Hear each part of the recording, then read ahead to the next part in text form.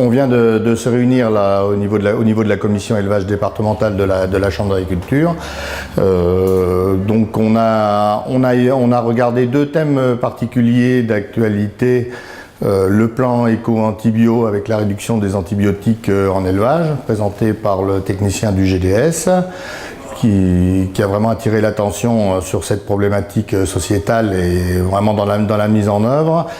Et puis l'autre point qui a été abordé, c'était la mise en place d'une marque Parc de la Forêt d'Orient au niveau de la viande bovine et ovine.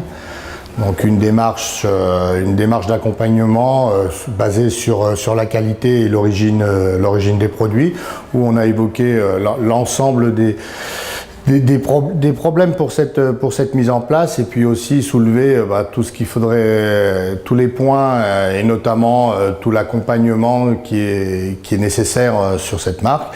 Mais voilà les deux thèmes d'actualité que l'on a étudiés. Par contre, la grande actualité de la commission élevage est portée sur la situation de l'élevage dans le département de l'Aube, qui aujourd'hui est catastrophique, qui cumule, si je dois résumer un peu la synthèse des interventions qui ont été faites, qui cumule une situation économique qui n'a jamais été connue, qu'elle soit au niveau de la filière bovin-lait, bovin-viande, ovine.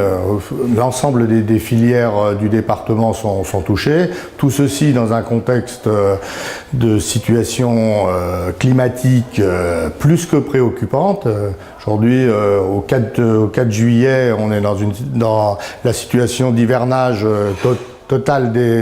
quasi totale des animaux. Tous les animaux sont rentrés dans les stabulations, avec des stocks qui sont quasi inexistants dans les exploitations, stocks alimentaires.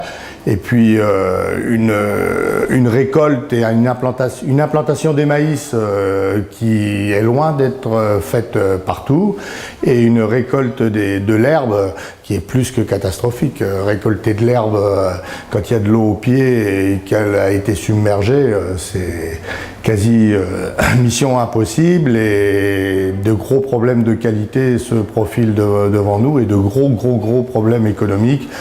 Ce qui a été dit aussi, c'est que l'accompagnement demain des situations des éleveurs, mais chez nous des polyculteurs éleveurs, devait être vraiment prise en compte, parce que la situation ne s'arrête pas aux portes de l'élevage, qu'elle touche toutes les filières dans le département, et que ça va être très difficile dans les mois et sans perspective dans les années qui viennent.